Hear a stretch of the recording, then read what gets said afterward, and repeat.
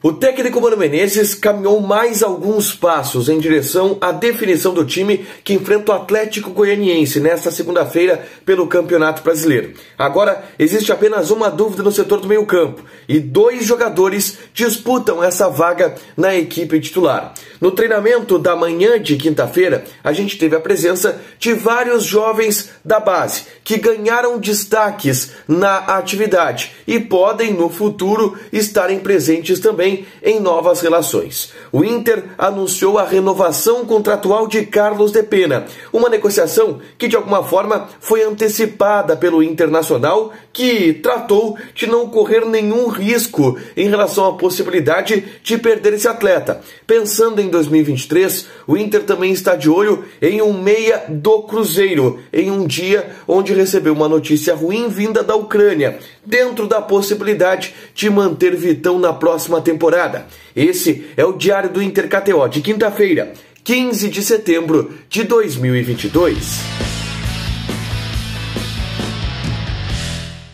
Tudo bem, gente? Obrigado pela participação aqui. Não esquece de deixar teu like, te inscrever, de ativar as notificações. Bora falar do Internacional aqui no Dupla. Nesse vídeo, um resumo do que de mais importante aconteceu no noticiário do Internacional ao longo desta quinta-feira. Fechado? Eu começo destacando o treinamento dessa manhã no CT Parque Gigante, onde eu estive presente e pude acompanhar algumas informações importantes. A primeira parte do treinamento ela foi fechada, e foi nessa parte onde o Mano Menezes fez um trabalho tático, onde encaminhou algumas questões em relação ao time titular. Mas eu já vou falar sobre isso. Primeiro, eu vou relatar aquilo que eu vi da parte aberta da atividade, tá? Um treinamento coletivo para aqueles jogadores que não vêm tendo minutagem. E aí, é até engraçado a gente dizer, porque alguns jogadores entre esses, dos que estão sobrando das partidas, Edenilson, Tyson, chamam a atenção eles estarem nesse time, nesse grupo de jogadores que estão trabalhando para manter o ritmo de jogo. Fizeram um treinamento coletivo bem completo. Eu vou passar até aqui as escalações, tá, dos 2 times que jogaram, porque tem muitos jovens da base. Um time tinha o Antony no gol, a defesa com o Everton, Igor Gomes, Rodrigo Moledo e o Vinícius Rangel, lateral esquerdo, da base, do sub-20, o Rangel. Meio campo de Matheus Dias, Edenilson e Alisson. Alisson também do time sub-20. O ataque com Estevão, Gustavo e Brian Romero. O Gustavo também um ponta do time sub-20. No outro time tinha Emerson Júnior no gol, Alan Anis, lateral direito do time sub-20, Kaique Rocha, Lucas Rian, zagueiro do sub-20 e Tauan Lara. Meio campo com Lisiero, Lucas Ramos e Tyson. Na frente, David, Gustavo Maia e Mikael. Eu chamo a atenção para o fato do Mikael de fato estar recuperando a sua melhor forma física. Isso é cada vez mais visível no dia a dia dos treinamentos. O Tyson não fez um treino de tanto destaque, ele até deu uma boa assistência para o Gustavo Maia puxando um contra-ataque, mas perdeu 2 gols feitos. O Edenilson é um bom jogador, mas não se destacou tanto assim. A presença dos jovens foi o que eu achei mais interessante de fato dessa atividade. Aos poucos eles vêm tendo um maior papel nos treinamentos com o técnico Mano Menezes, e essa também é uma ideia do pessoal da transição. O Juninho Camargo, em especial, é o cara que toma muito conta desse processo de transição dos jogadores, tá? Essa é a segunda parte que a gente teve acesso, mas eu volto agora para a primeira parte, que foi com os portões fechados, mas a gente teve acesso a alguns detalhes. O Mano Menezes trabalhou o time titular com a base daquela que vinha jogando, mas com uma dúvida. Em determinado momento, ele colocou Alan Patrick entre os titulares. Em outra parte do treinamento, ele colocou Carlos de Pena entre os titulares. Então a dúvida para enfrentar o Atlético Goianiense hoje é entre Alan Patrick e de Pena.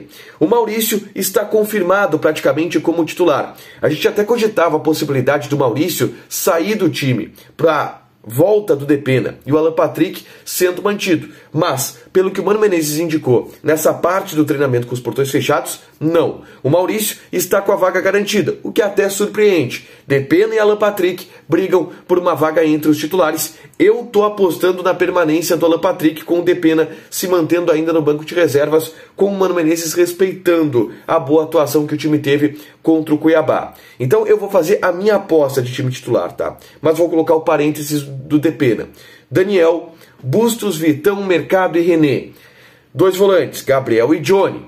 Maurício pela direita, Alan Patrick por dentro, com a possibilidade de jogar o Carlos Depena e o Wanderson, fechando a linha de 3. Na frente, o Alexandre Alemão. Esse é o time que eu estou projetando, com base também no que aconteceu nesse treinamento, mas a dúvida é entre Alan Patrick e Depena, beleza? O Wanderson trabalhou separado dos demais ainda nessa atividade, mas a tendência é que nos próximos dias, se não nessa sexta-feira, no sábado, ele treine com os demais jogadores e esteja à disposição para enfrentar o Atlético Goianiense na segunda-feira. O Wanderson não deverá ser desfalque. O próximo assunto que eu trago aqui é sobre Depena. O Inter anunciou a renovação contratual desse jogador. Até dezembro de 2024, agora em definitivo, ele é jogador do Internacional. A gente já havia dito aqui, eu já havia trazido aqui algumas vezes, o fato de que a negociação para o Depena ficar, ela já estava definida. O Depena tinha inclusive um termo de compromisso assinado com o Internacional para se manter em 2023 com o Inter, dependendo dele atingir algumas cláusulas de produtividade. Só que o Inter se antecipou. O Inter pulou na frente, não quis esperar o Depena bater a cláusula e já quis renovar o contrato com o jogador. Ampliou o contrato por mais um ano ainda, até o fim de 2024, negociou as bases salariais justamente para valorizar o jogador, que foi muito importante nessa temporada de 2022. Deu tudo certo, o Depena é jogador do Inter, não teria como ele não ser na próxima temporada, mas o Inter conseguiu evoluir em uma renovação contratual alheia, externa ao que já estava acertado contratualmente para a permanência do Depena. Mostra uma sintonia, mostra o envolvimento, mostra o engajamento e mostra que a direção do Inter também valorizou o Depena. Um casamento que deu certo e o Depena fica agora no Inter pelo menos até o fim de 2024. O contrato dele determina isso a partir de agora. Na tarde dessa quinta-feira, eu publiquei um vídeo aqui no A Dupla falando sobre uma informação que o meu colega Lucas Dias, da Rádio Bandeirantes, trouxe sobre Vitão e a possibilidade que o Shakhtar Donetsk tem de tentar melar a compra do Internacional por esse jogador. Algo que pode preocupar a direção do Inter lá para o ano que vem. Eu dou mais detalhes aqui, clica nesse vídeo e assiste para ter mais detalhes sobre o porquê o Shakhtar poderá complicar a venda de Vitão para o Internacional, algo que a direção pretende fazer por um valor abaixo do que o Vitão vale no mercado, porque esse era o valor que estava colocado pelo Shakhtar no mercado, até mesmo para o PAOK, que estava levando o Vitão em determinado momento por 2 milhões de euros. O Inter queria pagar isso, mas é uma negociação que pode ter complicações e eu expliquei isso nesse vídeo, tá? Para fechar, eu quero falar sobre Felipe Machado, meia de 26 anos do Cruzeiro, destaque na Série B do Campeonato Brasileiro e que está na mira do Internacional, informação do João Batista Filho. O Inter, obviamente, já prospecta alguns nomes para a próxima temporada. E um desses nomes é o Felipe Machado, jogador que é joia, cria da base do Grêmio. Passou pelo Aimoré e depois foi para o Cruzeiro, tá? Não teve espaço no Grêmio. Mas é um jogador de muita qualidade e que no Cruzeiro está saindo muito bem. Ele tem contrato com o Cruzeiro até o fim do ano. Não está ainda definida a renovação contratual dele com a equipe mineira. Então o Inter pode entrar nessa negociação e levar vantagem. Não tem negociação ainda, mas o Inter já demonstrou interesse por esse jogador. Talvez seja um cara que possa pintar aqui no Beira-Rio na próxima temporada, já pensando no ano de 2023 e nas possibilidades de negócios que o Inter tem. Beleza? Para fechar, gente, vamos falar de KTO. A gente tem muitos jogos nessa sexta-feira pela Série B. E eu quero passar para vocês as odds de Vasco da Gama e Náutico. Vitória do Vasco, 1,55. Empate, 3,75. E vitória do Náutico, 6. Joga lá na KTO, te registra, coloca o cupom ADUPLA que tu ganha 20% de bônus em cima do teu primeiro depósito. Fechado? Deixa teu like, te inscreve, ativa as notificações que vai ter mais conteúdo aqui no canal. Beijo!